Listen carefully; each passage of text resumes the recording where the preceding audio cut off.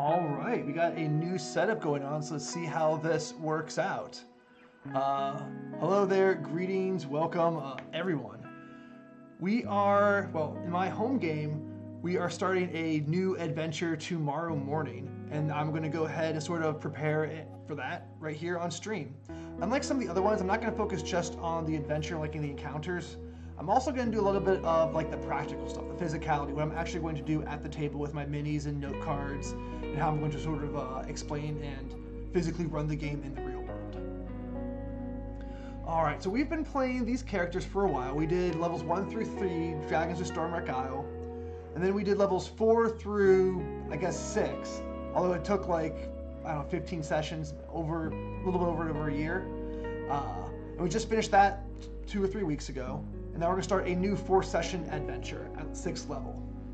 And the adventure we're going to play is called Up the Beanstalk. You see this beautiful little drawing right there of Jack that was done by yours truly. And let's go ahead and just dive right into it. Hopefully someone in chat can tell me if the music is good, etc. So the plot is pretty familiar. It's a storybook adventure, and so you can have lots of familiar tropes in it. The idea is this giant used to storm, or this cloud giant, passed through a town on its flying island and stole everything of value a while ago, and now it's coming back around again, and the characters are going to intercept it with their beanstalk, get the treasure, kill the giant, and be heroes. So we already have one tie-in between one character, but we'll get to that in a little bit. I just want to take the second to sort of read through here and figure out what's going on. The adventure gives you some little adventure hooks. You can have a stolen inheritance. Yelsa knows. By chance, a young troll has accurate information on the location of a lost temple, knows the name of a true devil, or some other critical intelligence the party needs. Okay, so this is like an NPC you can meet for something. And again, we do have one player who is being followed, chased, possessed, broke a deal with a devil. So that might come in handy right there. That might be useful. Treasure plot device. This adventure can easily be incorporated to a larger campaign by placing an important story item. Okay, so we put the MacGuffin in the Giant's Hoard. All right. So we got some box text to start everything off. And then assigning the Beanstalk.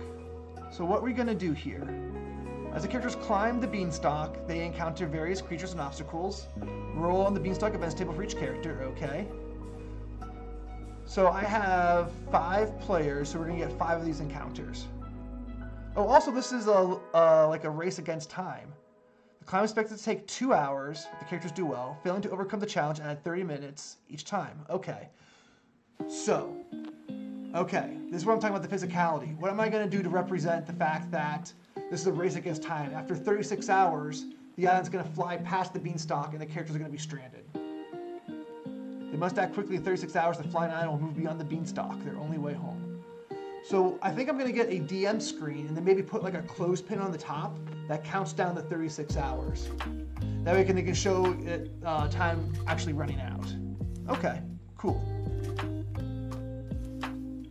I can just get like a piece of paper, maybe like bend it around my DM screen and make 1-inch marks. Because the DM screen folded up is a little over 3 feet, so that can be just about perfect. Awesome. Cool, I like that. Tomorrow morning, I'm going to try to do that before the everyone comes over.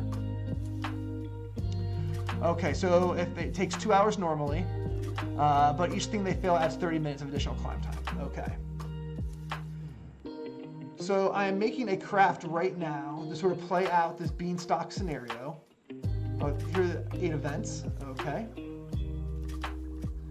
And you'll see the video for it. It's just like I'm making some big leaves out of cardboard and hot glue. And I got that piece of like fake ivy from Michael's that's going to represent the core of the Beanstalk. And the leaves are going to move up as they ascend. Oh, you guys are going to picture the little map right there at the Beanstalk. Again, this map was done by yours truly, link in the description.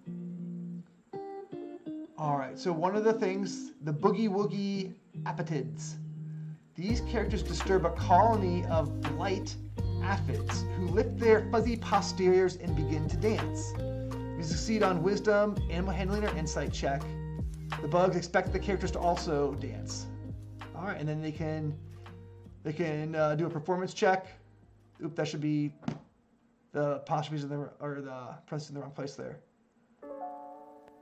And they fail there and take damage. Okay, so you get a time penalty and you get extra damage if you fail to properly dance for these bugs. Disease leaves. So I think all of these follow the same sort of pattern, right? You have an opportunity to make some kind of check. So it's not quite like a skill challenge, but everyone's going to roll, get an event, and they have to pass some sort of check in order to resolve it. Disease leaves. It can also be cured by a lesser restoration spell or similar magic. Okay. So how far am I going to have to go with this? Each of these, for the 5 characters, is probably going to take maybe 5 minutes each. So that's like a half hour to run through this. Okay. Man, they need lesser restoration. Just hope that the druid or the cleric prepares it. Silly fairies follow the characters playing tricks on them. The fairies are invisible, but their incessant giggling gives them away.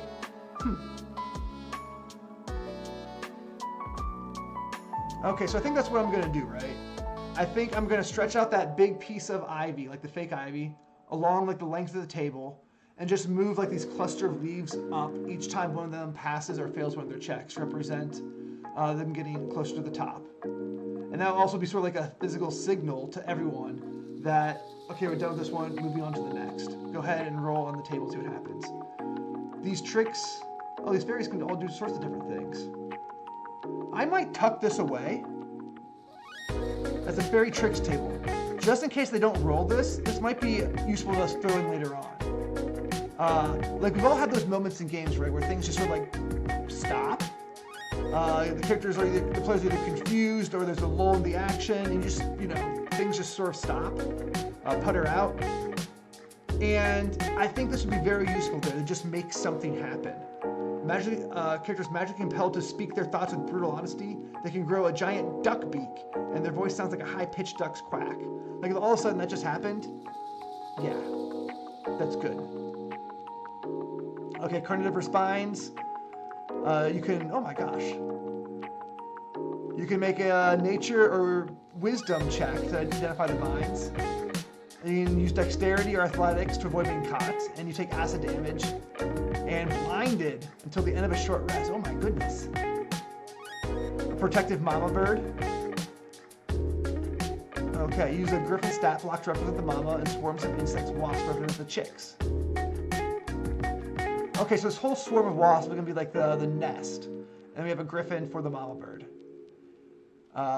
You can make an animal handling check or charisma intimidation check. She's convinced the players make terrible snacks and leaves. You get slugs. They glow in darkness, emitting dim light in a 10-foot radius. It's been out of bright light after 4 hours. It stops. Okay. So if they go into a cave sometime, then those characters will be marked, and everything else will not get disadvantage against attacking them. That would be fun. Okay, so someone gets caught by this slug of light that, I guess these slugs are going to get stuck on your body. And failing to avoid the slime results in a character being covered in pink stains that emits light. So yeah, I'm going to have to remember to put the characters in a darkness situation where they get like attacked by something if a character gets slugged. Stinky bugs. All right, and who's on my face? Characters come right next to the Beanstalk's face. Billy, the Beanstalk Billy doesn't enjoy being climbed. The Beanstalk is alive. The Beanstalk Billy doesn't enjoy being climbed. Characters can convince Billy of the importance of the mission by succeeding on a charisma persuasion or intelligence nature check. And if he's unconvinced, he can shake the characters off. Oh, goodness. Okay. So this whole thing is probably going to take about a half hour, and I can do it all with pretty much one scene. Only in this case of Billy the Beanstalk. Okay, so what sort of miniatures would I want? For the mama bird. I think I have like an eagle's, I don't want to end our comment. I think I have an eagle mini I can bring up, or a griffin mini if I really need to. I might just make it a griffin instead of a mama bird, just because that's cool. And I have the mini. Well, we'll see what I have downstairs. And then this, I think I have an egg prop, like a nest of eggs prop that I can bring up. And the rest of these, I think I can just describe what's happening. and be okay. Bugs dancing, leaves that give disease. The fairies are invisible. Okay, cool. So this map. So we just got off here, and next we're going to M1. Okay. Ascending the mountain. At the top of the giant beanstalk brings the characters to the base of the floating island. Blah, blah, blah. Mountain locations, a switchback path. So this is like, I just like climbing, I guess. The precarious switchback path clings to the cliffside, narrowing dangerously in some places. Goodness. As the path ascends into the cloudy cover, fog obscures your sight. Okay. So I might just skip that bit of blocks text and say that I'll get my terrain blocks. So I'll bring like those long skinny bits of terrain out. I'll put them on the table to represent this. I'll have them get into a marching order. And then whoever's in front can make the dex save or take the damage. Okay, perfect. That's easy to do. Crash balloonists. So I might actually show them this picture. Because this is, I think, a nice illustration. Let's see if I can zoom in on that a little bit for you folks. Never mind, I don't want to risk it. So I'll have my laptop out, and I'll flip it around and show them this. Okay.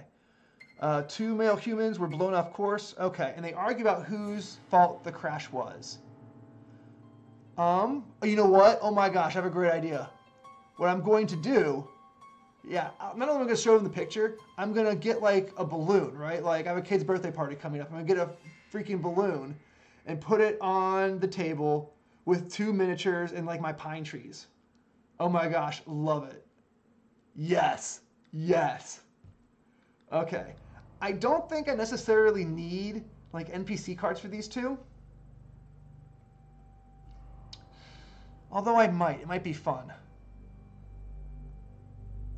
Plus giving them NPC cards like signals to the players that they have the opportunity to maybe make them like more permanent friends.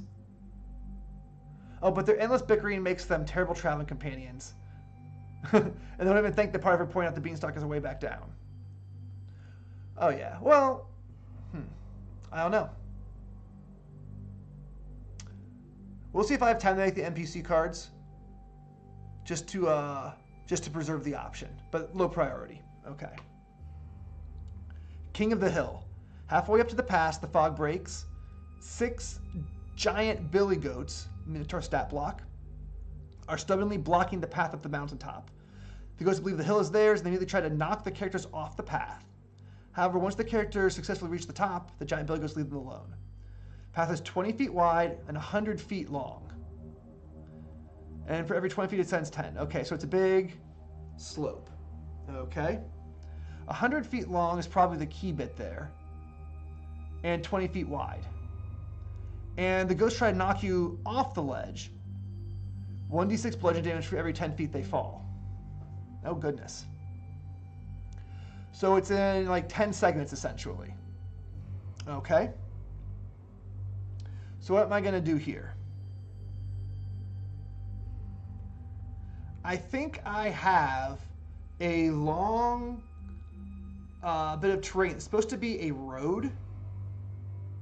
It's like a long, like cobblestone path, like meant for like a Christmas village. I may take that out and just say that that is the path up, and it just goes up 100 feet. Just like get them to imagine that this is actually at an incline. I'll actually probably pick up one end and like raise it above my head so they understand. And then we can mark every 10 feet with an extra like D6 like on the table. That way when they fall, I can just grab the dice and roll them, and that will show that's how much, oh, you fall, that's how much damage you're going to take. That way they can actually see as they move their minis up, the riskier it's getting for them. Okay, perfect. Love that. That's exactly what I'm going to do. That's exactly what I'm going to do. Okay. 6 giant billy goats. Minotaur stat block. Okay. So 6 Minotaurs would probably be too much to fight. I don't know what a Minotaur CR is, but I imagine it's like probably like 6. The characters are also underleveled. This is meant for 8th level characters, and my characters are only 6th level. So I might adjust this down. I might.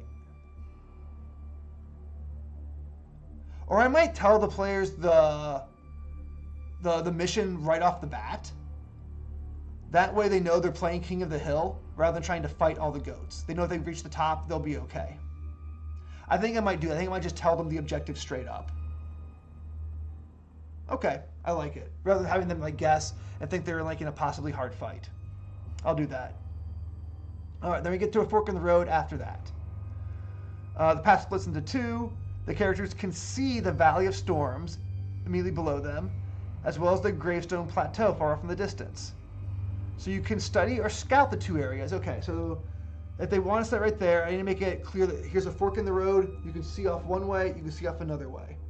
To sort of prep them, to prepare those characters, or to prime them, I should say, to make these sorts of things. So what can I see? And then here's what you can do. Oh my gosh. So these are just make a check, and make a check. But this one right here in the middle is different. If you spend at least 10 minutes watching the valley, you see the elemental storm. So that one just automatically happens if they pause at the top, which they very well may do after this. And after the Beanstalk. They might take a short rest or give her some hit points. So that's actually pretty likely to happen. So on the map, we're at that switchback right here. So they can see both the storm down here and this giant fist right here on the opposite plateau.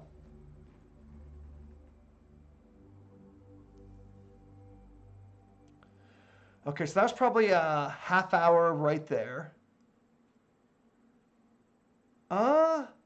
This will probably take another half hour, I would say. Between getting through everybody's turns. 100 feet long. How many turns of dashing is that? That's 2 turns of dashing. So that's 4. Okay. 2 go rounds. Oh, but the goats are going to push them back, and that's the whole point of the adventure. It's going to last longer than that. Yeah, that's probably another half-hour encounter. Okay. So we have to be ready to go either one of these directions, into the valley or off to the plateau. So the valley is weird. There's these standing stones right there, and when the stones is knocked over, and the characters set it back upright, the storms stop coming. And the storms are pretty nasty. It gets really technical here. It begins at an appropriately dramatic moment, or a character moves within 600 feet of the standing stones. It covers the entire valley. It lasts 1d12 minutes, and returns 2d12 minutes later, unless the stone is fixed. Okay. And then these are the things that could happen to you. It's silenced, make a dex save, or you fall over with half walking speed. That's not bad, that's just a pain. There's a powerful wind, there's deadly cold, you take damage, chain lightning, oh that's fun. Or an elemental blast where both of these things occur. Oh, that's actually a pretty significant chance, like a 50-50 chance that something bad's gonna happen when you're out in the storm. Okay.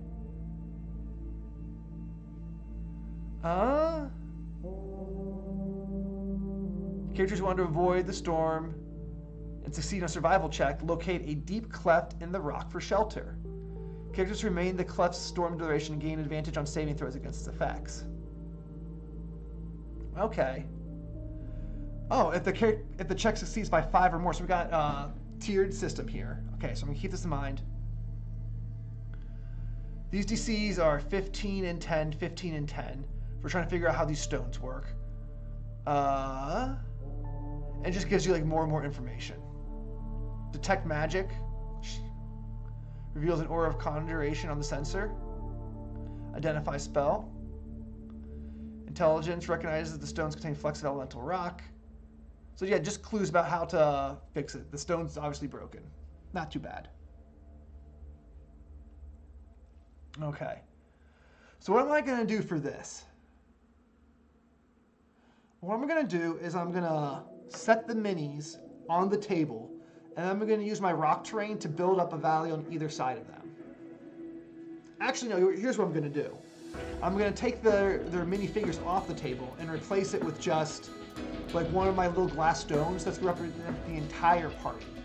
That way it gives it like a sense of scale, because I'm only going to use like 2 or 3 of those 3-inch blocks along the way. So we have like one little thing represent the entire party to help them understand that this is a really long valley. Okay, cool. then I might put like a little clay piece of a rock or a statue right in the middle to represent these standing stones. Okay. So, and they look for shelter, they're either going to find like a little cleft they can hide in, or if they get an 18, they can spot the nearby entrance to the cave network. So this whole thing has like a slew of DCs, right? It has a 13, there's a 10, a 13, a 15, and an 18 functionally. I kind of like that. I like having the variety of DCs rather than just like the set 4 you need, because you're using a 20-sided die, so you might as well get the most utility out of all the sides. Okay, so that's what I'm going to do for this. And to represent the storm hitting, I can just say it, right? I can just like gesture with my hands. Don't understand. Okay. Oh yeah, for those of you who aren't like in the know, like I play like a bilingual table, so I'm always trying to think about ways I can easily physically communicate what's going on, rather than having to rely on my own like broken language skills or an interpreter.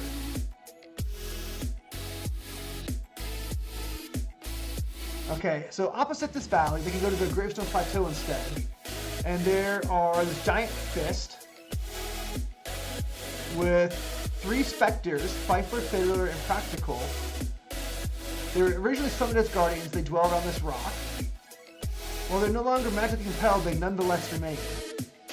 The proud specters taunt the characters with stories of treasure they'll never be able to obtain, and try to spook them with stories of a giant evil wolf on the island. Okay, so these ghosts, they're exposition. But instead of just an NPC telling them, oh, go on this quest, they're taunting the characters. Oh, yeah, you'll never be able to get the treasure. This giant wolf is going to eat you. Okay. You can stoke their ego and see a DC 20 persuasion check. See, I like this right here. It tells you what you need to role play, and then it tells you what you need to roll to get access to the boulder. Okay? And what's the boulder do? Touching the stone monument receives a vision of a male cloud giant wearing a wrestling mask. Wearing a mask wrestling a much larger stone giant. Well, you know what? I like the Luce. I'm going to do that instead. Okay, afterwards they may spend a minimum of 1 minute to say a prayer and meditate on the nature of battle and gain 1 fate point. They can spend the fate point to reroll. Okay, cool. So it is just exposition point that comes with a little bonus. So, they're going to ask which way looks better, and I, as the DM, know that this way is probably better rather than getting caught in this huge storm. This has the cave network. So it's actually hard to say. So I think I'm just going to give them the information and not let them get anything other than that, which is probably the best way to do it in general. So you can find your way into the cavern network by, if you succeed on that. This network of caverns goes all the way. So actually, is this where I'm going to stop? Maybe? It's hard to say. That is 1, 2, maybe 3. No, I probably need a little bit more. I might get up to this. We'll probably get into the cavern network. So it goes all the way under the mountains, opening up in the canyon. They can navigate it by following the scent of lightning, the cold of the canyon to go eastward, or a successful wisdom survival check. Cave openings are marked on the island map. So they can get into the cave network right here, or they can get onto the other side of this huge ice valley called M6, which we'll read about after this. So they can either get to it by crossing this valley right here. So they can either get to it by crossing this valley right here.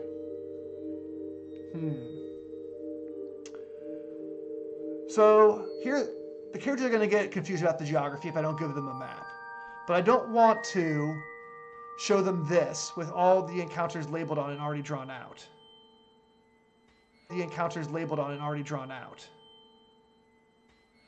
Dude, Sharma man, I lost your number. Send me like a DM or on Discord or something, man.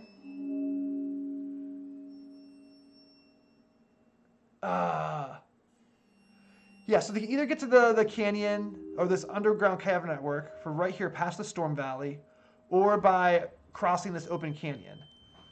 And this is getting kind of complex, so I want to give them some sort of map. But I don't want to give them a copy of this because it has the numbers and it has all the encounters already drawn. So maybe we can draw it as we go. We can make one person the designated map drawer, the cartographer. Or maybe I can just do it. Or maybe I can just do it on the fly. We'll see. We'll see. Or you know what, if I'm really clever, I bet I could find the original drawing of this map somewhere and just like slowly reveal it with paper. I bet I can do that. That'd be the ideal situation. Well, I don't have that, how much time I have to look for this. Okay. So what happens in the cavern network, which can open up in two different ways. On the mountain, an underground ambush. Shortly after the characters enter the cavern, two boulettes attempt to ambush the character looking for an easy meal. I've been told this is pronounced boulette, like cigarette, not boulet. Okay. So that's going to be a barn burner fight. Those are like CR5 each. So that's going to be pretty tough. I don't know that I've encountered this particular monster before, but I have miniatures for it. I think they may have. I think they might have fought one of these before. So in either case, that'll be nice. This is something that they recognize and they'll know what's up. They burrows really hard. So I might have them just flee after half hit points rather than fighting to the death. That makes sense for a wild creature anyway. They're looking for an easy meal. If the meal is not easy, they're going to run. Okay. They could hit a dead end. Just before the terminal terminates, the ceiling gives way. You can avoid being crushed by making a dex save, or take 3d10 bludgeoning damage. Okay. The cave-in traps the party behind a wall of ice and rock, which takes 1 hour to clear. So again, we're facing a time penalty here. So if you do not successfully navigate this cavern network, you end up in a dead end, and then you get trapped by a cave-in. If you have a passive wisdom survival score, you get a feeling of unease before the collapse. You can also find a quartz outcropping. The Jeff and the Christopher, they're not valuable, but you can still get something. That's nice. Characters love to do that sort of thing. The noise from doing so alerts Angel, which is this NPC over here.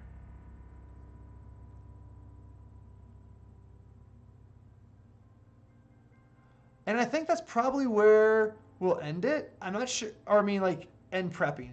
I don't think they're going to get much further than navigating this cavern network, and meeting this NPC seems like a good natural stopping point. But what's this other way? They could get stuck in this icy cavern, M6. We'll just read that real fast. M6, a huge remor has, which I think is way too tough for them. Lurks beneath an icy bridge. Those are the collapsed bridge, okay. The canyon floor is covered with things, some more environmental hazards, icy air vents, deck save or take damage, acid and cold, and a climbing wall. The wall can be scaled to get out of the canyon, okay. And there's a bridge that's broken, and they can figure out a way to fix it. So I have bridge minis. And again, I think I work for this particular one. I'm going to take my tiles I can flip over and bring out the icy side. Okay. And then just leave them on the bottom of the canyon, and then show them this bridge in the distance, and do the same thing with the single token representing the entire party. Through the cavern network, I think I'll probably put the tile, the long skinny blocks out on the table, have the character minis on those, and just move them around as they're navigating. Okay. Cool. So this is this part of the stream. And now we're going to switch over to maybe what might be the more interesting part. We're going to talk about the characters themselves and how we're going to tie them into this particular story. Okay. So this adventure, link in the description, up the Beanstalk. Pretty cool stuff. All right, give me 1 second, folks, and we'll switch over our view.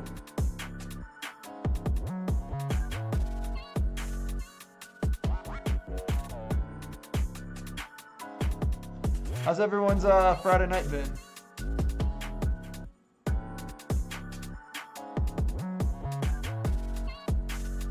All right, cool.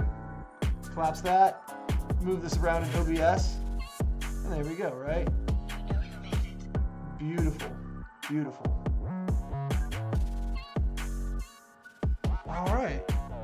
So I'm starting a brand new document to sort of document this little miniature adventure. It's probably going to be 4 sessions long, I'm planning. And what's the summary, right? So, Rocky, the gnome, home was raided by a giant years ago. An NPC back in Stormwreck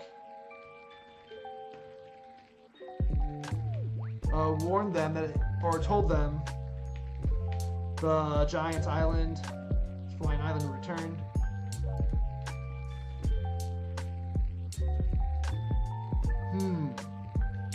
Now it's time. Okay. So that leads in one of the characters. That's pretty much this. Now that's pretty much it, right? Get the treasure, get this comment.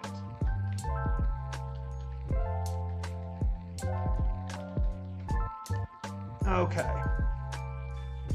And that's pretty much the thing, right? Oh, race against time, 36 hours. But quickly. So, you know what? I have some needs here, right? What are things I need to throw in this campaign? Connections to wider story. To our story, right? How am I going to connect this pre-written adventure to the adventure that came before this and the adventure that came before that?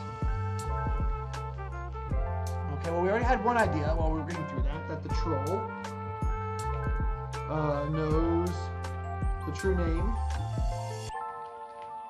of the devil that is, I don't know, bothering.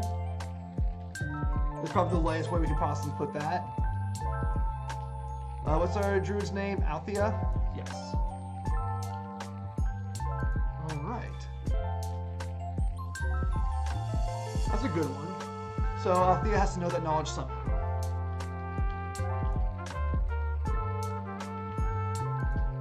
Oh, we're doing a time skip.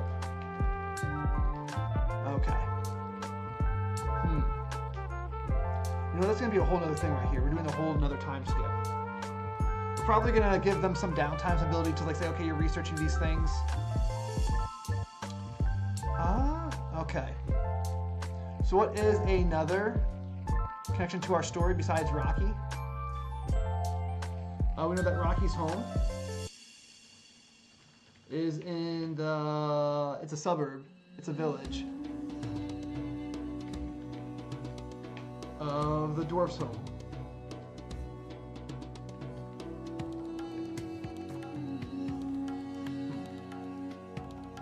Okay. Herdothren. Where's the city? Herdothren is, I hit caps lock, oops. Herdothren is essentially, it's like steampunk Wakanda, right? All the dwarves live there, and they're like the technologically advanced people, but instead of like, you know, super futuristic sci-fi, it's steampunk because that's like sci-fi and medieval fantasy, right? So all the dwarves live there. Okay. So maybe up on the Beanstalk. I was talking about this on the Oblivion stream today. So maybe up on the Beanstalk, the dwarf is challenged. Finds some of his people's technology.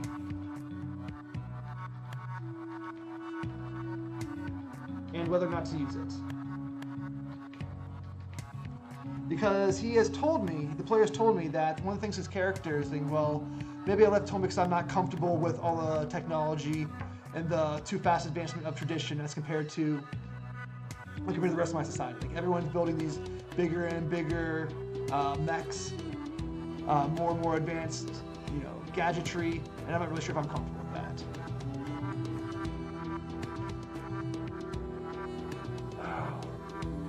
I forget what I named the stream today. Was it Kleptomania? No, that was like 2 days ago. I try to think of a clever name each and every day, but, you know, my wit only extends so far. Okay. So maybe the hot air balloon is actually a Herdothren airship. Okay, there we go. And on it is something to fix. It's some sort of tech.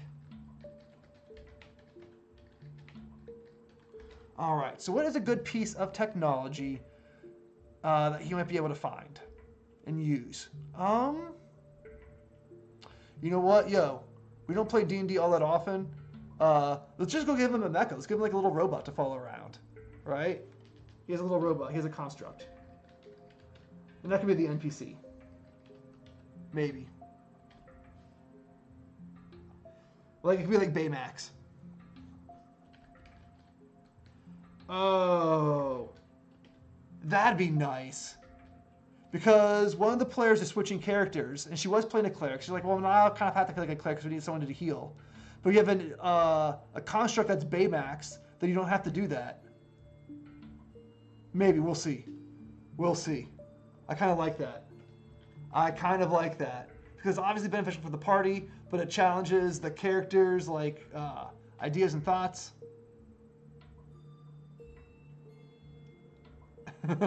I gotta put my other videos, remind people to subscribe and like, yeah. Yo, always. Yeah, you hear that, chat? Like and subscribe.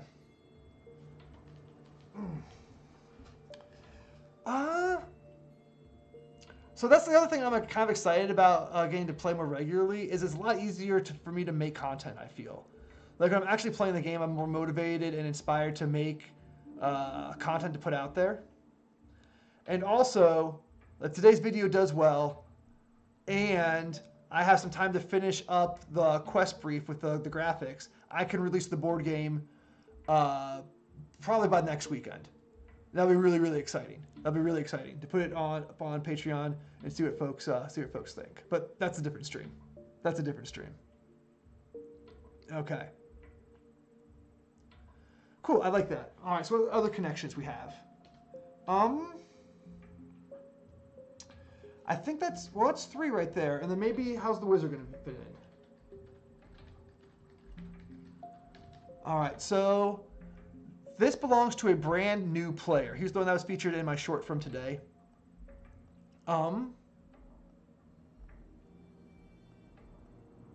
And he doesn't really have a connection to anything. He doesn't have much of a backstory. So this might be a good opportunity for him to want something. Like maybe he got expelled from the university. So, let's put his personal MacGuffin in the Giants bag. And I think that's probably, I'll make it easy for the player, right? I'll say that you are after something, right? Like, what are you after? What is it and why? And I'll give him some examples from, movies. You're after your boss's briefcase because you're a gangster and that's what you do. You do his dirty laundry. Or you are, whatever it is, right? Okay. Personal MacGuffin in the Giants bag. You after the headpiece for the Staff of Ra because it belonged to, your ex-girlfriend's dad. Or maybe he's looking for something his professor sent him out on to do his research request. I'll write that one down. Professor sent him out for research. Needs key artifact / relic. Cool, we'll do that. All right. And that's 3 right there. And then the new character we don't know because we don't know what this new character is yet. So someone's going to be a little bit left out, but I think I'll tell them the general plot and I'll let them figure out a way to get themselves involved. Okay, cool. All right. So we need something else I want to do besides just connections to the characters. So let's actually put a little subheading right here because these are connections to the characters.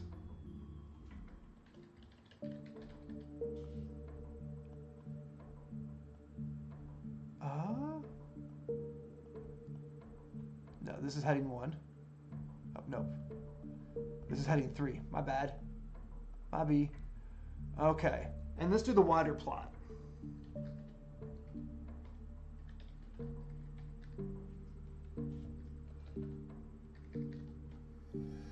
Okay.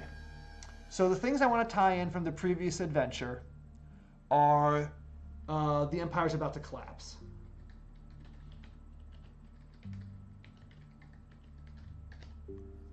Okay. So someone had a good idea in my chat about maybe they get approached by the rebel forces.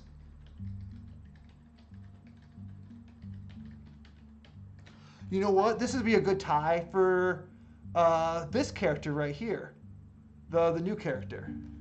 Oh, there we go. Okay. Approached by rebel forces. I like that. To get MacGuffin. Okay. And then at the end, they can make a decision whether or not they want to give it to the rebels or not. Okay. Let's go ahead and set this up. H3. All right. The bad guy, the gnome, Greep, Ezra Greep.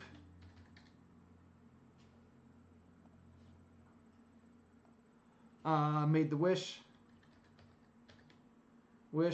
and he wants the gnomes to have a homeland.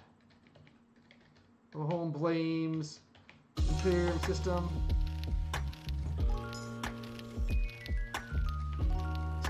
for no home. All right. So in my setting, gnomes are all like refugees, right? They do not have a homeland. And this particular gnome blames the system, like the Empire, for him not having a home anymore, based on a whole bunch of bad deals. This has been like a little subplot for a while. Like I've kept saying it to the players, but they never really like experienced it because that's kind of a hard thing to do.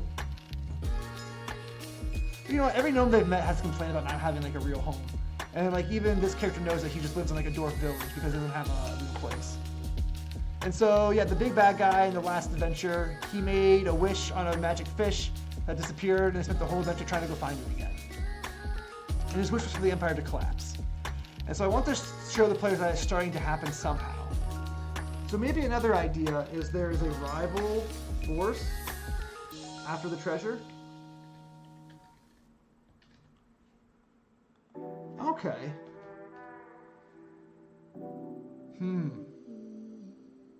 So you know what? Yeah. Maybe we can do this. Okay.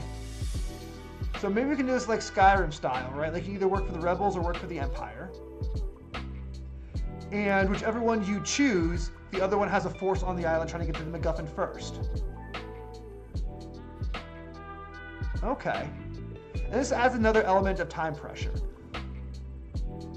Like we can know that the rival force is also going to be after it.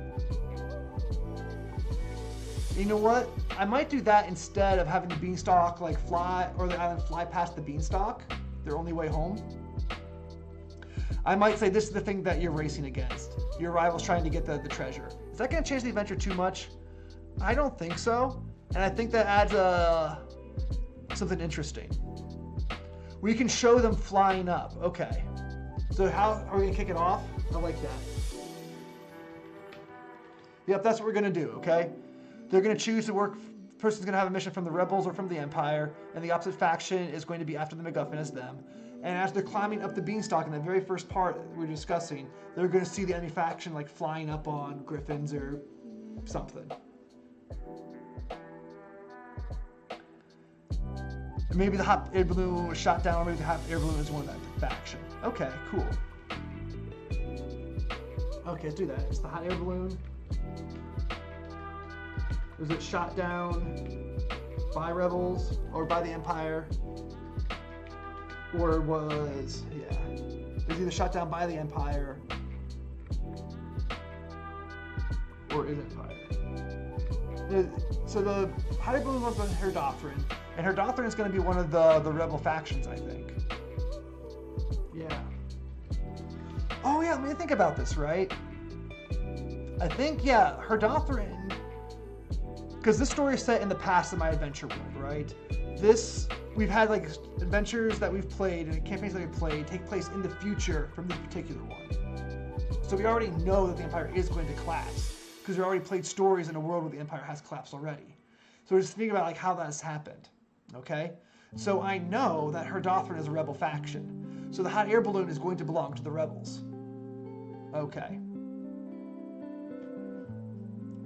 And that's actually a good thing right there. We can bring the dwarf into that too. Oh, that could be fun. Because then the gnome and the dwarf both have reasons to rebel against the Empire, and they could be causing the Civil War. And then, you know, war is really, really ugly, so they could see the consequences of those actions maybe in the next adventure. I like that. Okay. I like that. Okay. So the hot air balloon is either shut down by the Empire or crashed. Okay, cool. Cool. So during the time skip, we'll put that in there, right?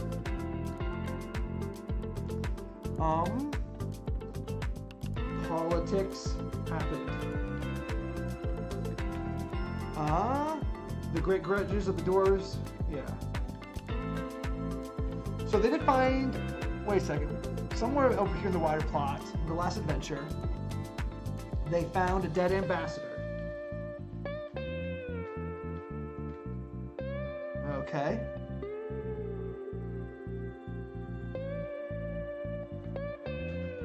Okay, so now the king of the dwarves is pissed, and that starts the rebellion, starts his grudge.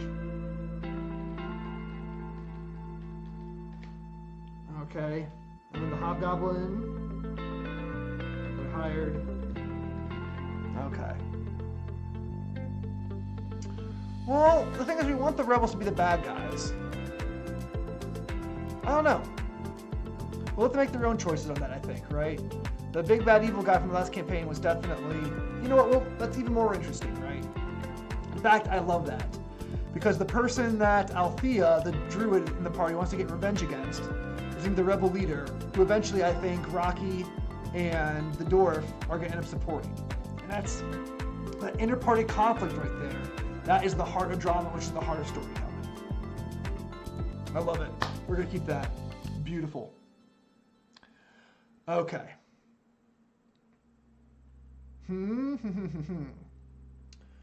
So in the time skip, yeah, I think we're going to say that the Civil War started, right? That the dwarves decided to, the dwarves are thinking about whether or not they want to rebel. They're on the fence now, okay? The king, the North King, who in the future timeline is called Cedric the Great, now he's going to be called Cedric the Young. The Young rebels. And we know that within 1 year, the whole system's going to collapse. So that's going to tell us this little campaign is only going to be a few days long. The next one's going to take place over a year. This little adventure is only like going to be 1.5 days long. For the next adventure to take place over the year, where the whole rebellion takes place, essentially. Okay.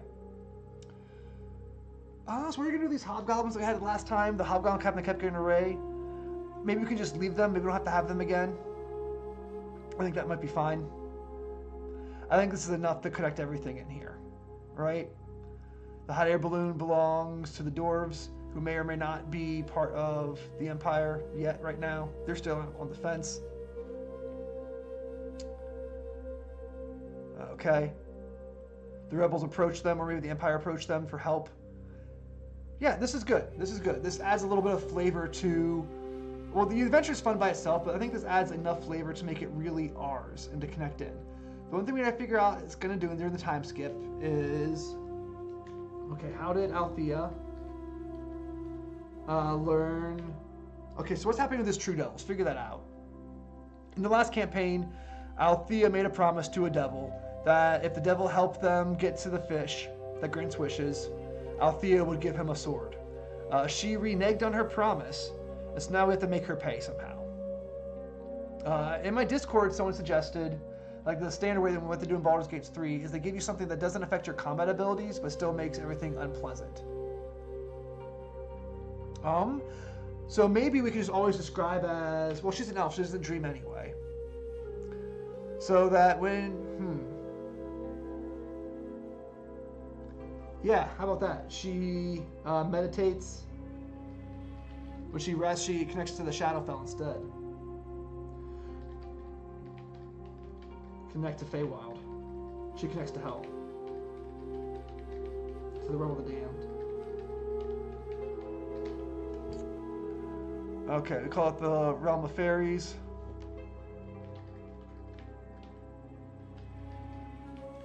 And then the realm of the damned. Alright, cool. Well, that's something. That's just like flavor, though. What's something else we can do for her that shows that she has this unsettling connection? Maybe this devil is taking over like one part of her. Like there's one thing that she can't do besides just throw away the sword. Or I don't want to just straight up take away the player's agency, but I want to make them have a chance of doing something wrong. So this devil is a devil of revenge. So let's think on that.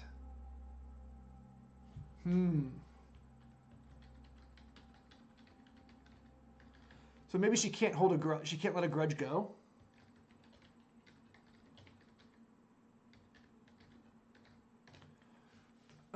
Okay. If she doesn't sell the score, okay.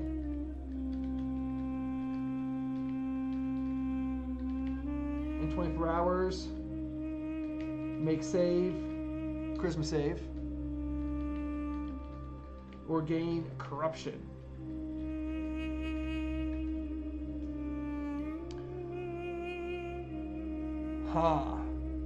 You're not gaining it, you're going to suffer corruption.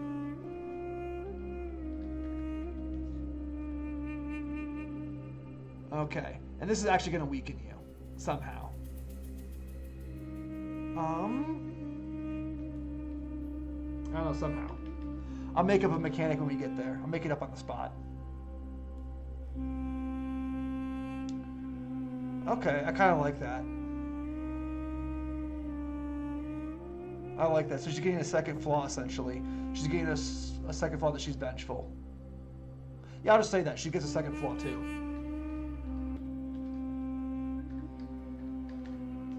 Yeah, perfect. I love that, right? Because the devil is like polluting her mind. Perfect. Perfect, perfect, perfect. Okay, cool.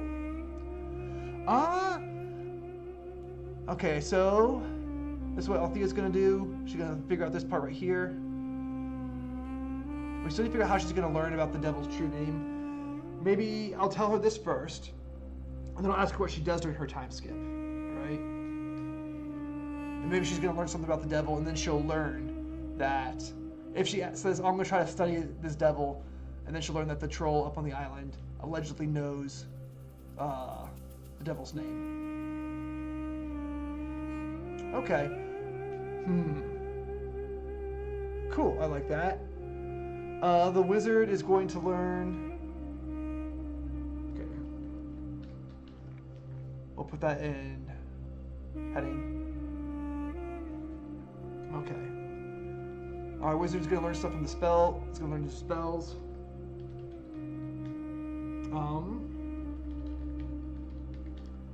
Spells. I think that's enough for that brand new player. I'm just going to say, look at the spell book, choose 3 new spells, and put them in your spell book. And those ones you can pick each day, and that'll be enough to keep him happy during the time skip.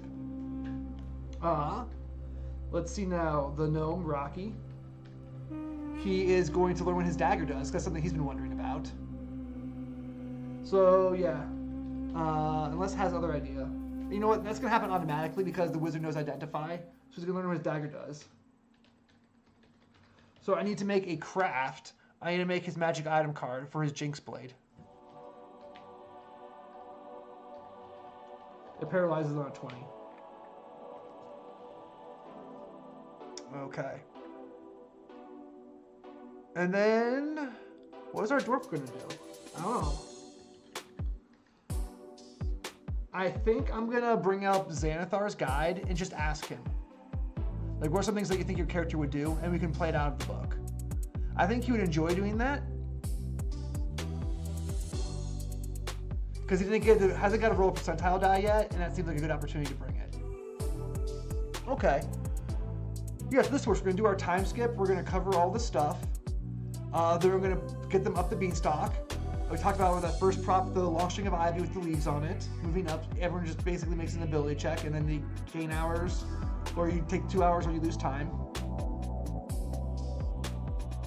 You get an extra 30 minutes or an hour of sleep to complete a long rest per corruption level. Yo, Fey Otter. That's really good because we have a race against time going. She's not just screwing herself, she's screwing over the entire party. I love it. Yo, excellent idea. Excellent idea. Yeah, so that's the first scene. They're gonna go up to Beanstalk. We have the miniature leaves and the vines that we're making. YouTube video coming, check it out. And then we have the billy goats. So I'm gonna use my long road piece and just put the D6s every 10 feet, every 2 inches to show this is the damage you're gonna take when you fall. For the goat pieces, I have like a little dog or something like that, toys I'm gonna use. Yeah, and then we talked about the cave, so I need my cavern pieces, the ones with ice on the either side. And I think that is about it. All right, yo, everyone, thank you so much for hanging out. Like, share, subscribe. On my $1 Patreon, you get the full playlist of all of these streams. And stay tuned because very soon I'm releasing a teaser, a print and play version of a board game that I've been working on. I'm very excited about it. It's delving a dungeon and crafting with the treasure in monsters that you harvest from. Really cool.